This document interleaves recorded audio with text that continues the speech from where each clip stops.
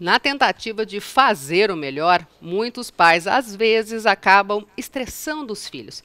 O problema é que muitas vezes eles também não percebem, a situação vai se agravando. Para falar sobre esse assunto, nós convidamos a psicopedagoga Maria Carolina Lolli. Tudo bem? Tudo bem, Elaine?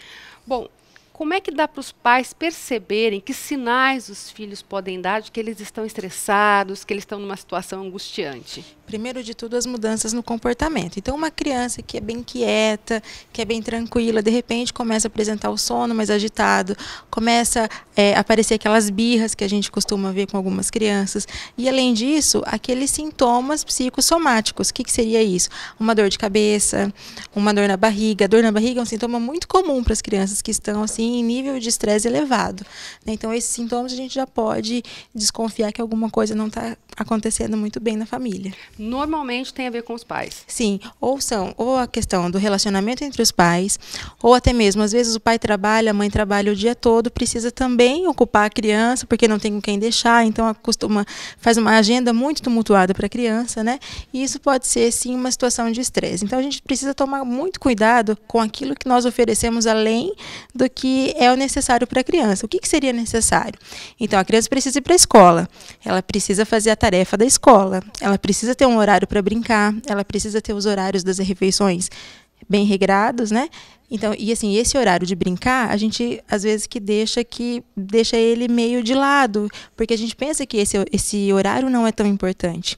No entanto, esse horário de brincar é muito importante para o desenvolvimento cognitivo da criança, né? Então, a gente não pode esquecer de deixar uma brecha ali na agenda da criança para a brincadeira. Isso vai trabalhar também a criatividade da criança? Com certeza, e não só a criatividade, a coordenação motora, a desenvoltura com ela no meio social, né? Então, quando a criança brinca de boneca, ou brinca de casinha, brinca de carrinho, de alguma coisa assim, ela está extravasando aqueles conflitos que ela tem internos lá, né? Aquilo que ela não consegue resolver por si mesma, ela entrando no mundo do adulto é uma tentativa dela conseguir resolver, imitar o adulto, né? Naquela situação de conflito.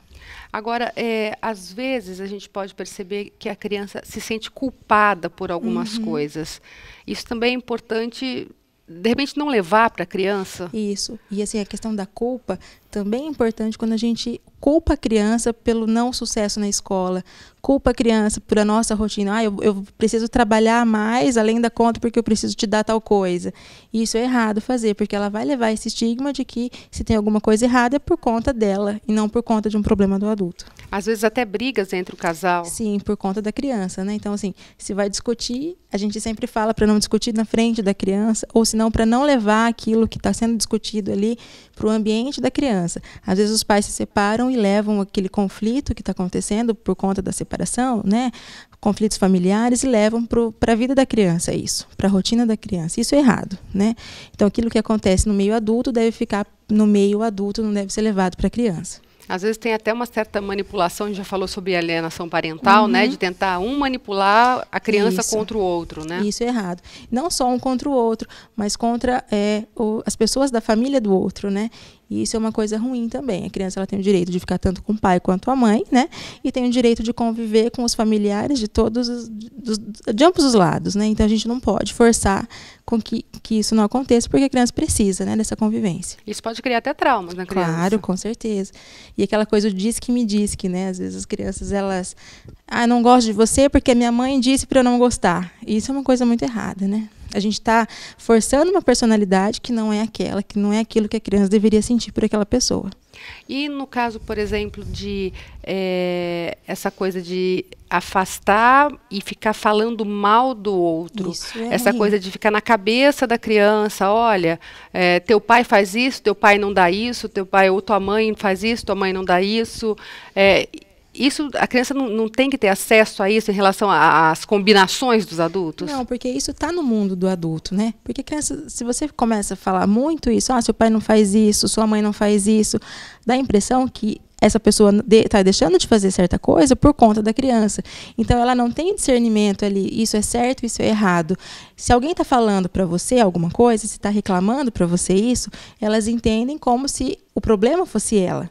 Então, ela vai pegar aquele problema, aquela reclamação e vai tomar posse daquilo. Né? Então, por isso que isso prejudica tanto o desenvolvimento dessa criança. A partir de que idade a criança ou o adolescente já pode entender um pouquinho mais, ou como deve ser levado isso? Então, nós temos várias fases de desenvolvimento. De 0 até 3 anos, a criança ela não entende nada daquilo que é certo e errado. A partir dos 3 anos até os 7 anos ali, ela começa a entender alguma coisa. Só que é claro que essa alguma coisa não é aquela coisa assim, eu estou me separando do seu pai porque ele fez alguma coisa muito errada e comenta, sabe, tudo o que aconteceu, aqueles detalhes, não precisa falar isso, porque a criança não vai entender. E até os 6 anos, 7 anos, essa criança ela entende assim, ela não entende o sentido figurado das coisas. Então tudo que você contar para ela, ela vai entender ao pé da letra. Então, por isso que é ruim. A partir dos 8 anos, a criança ela vai começar a entender as coisas no sentido figurado e ela começa a perceber coisas no ar. Então, a partir dos 8 anos, você pode começar a introduzir alguns assuntos mais sérios para a criança. Só que a partir dos 12, 13 anos, que daí ela vai ter condição de entender o que é certo e o que é errado realmente. Essa história de fazer a criança ficar com raiva, às vezes, por algum motivo, isso causa um estresse muito grande, né? Com certeza. E essa raiva, né, esse estresse exacerbado aí que a gente pode provocar na vida da criança, ele não traz consequências só para a vida da família, não traz consequências só para o mundo interior da criança, né? Traz consequência para a escola, traz consequência para a vida afetiva da criança, e isso a criança pode carregar com ela para a vida adulta, trazendo problemas, então, para a vida adulta, não só para aquele momento da infância. Aí vai ter problema, vai ter que ter terapia e tudo mais. Pois é, e assim, é muito sério, né, Luane? Porque às vezes tem crianças, tem adultos hoje que não têm relacionamento, porque quando crianças sofreram com o relacionamento dos pais, né? Então eles não querem aquele tipo de intriga, aquele tipo de estresse na vida deles de novo, então eles se fecham para outros tipos de relacionamento. Tem pessoas que não têm amigos por conta disso também. Então a gente precisa ter muito cuidado com aquilo que falamos, com aquilo que expomos às nossas crianças. As crianças também, como nós adultos, acabam aliviando na comida, comendo demais ou comendo de menos? Tem esse tipo de reação com os adultos? Tem também. A questão de dormir mais, dormir menos. Tem criança que fica muito deprimida. E daí, assim, se a mãe briga muito, por exemplo, se você está dormindo, ela não está brigando. Então, tem criança que passa a dormir mais, né? Tem criança que passa a comer mais justamente para aliviar esses estresses aí que acontecem durante o cotidiano, né? Agora vamos falar um pouquinho das agendas, né? Que é uma coisa que a gente já comentou em outros programas, mas que é importante dizer. Essa coisa de querer que a criança faça 1000 coisas e coisas que para os pais são importantes às vezes. Tipo, a mãe sonhou em ser bailarina, mas aí não conseguiu, aí quer que a filha seja bailarina. E isso não é legal, né? Então, a criança ela precisa experimentar coisas novas. Assim. Então, você leve para experimentar, para ver, para assistir, para ver se ela gosta.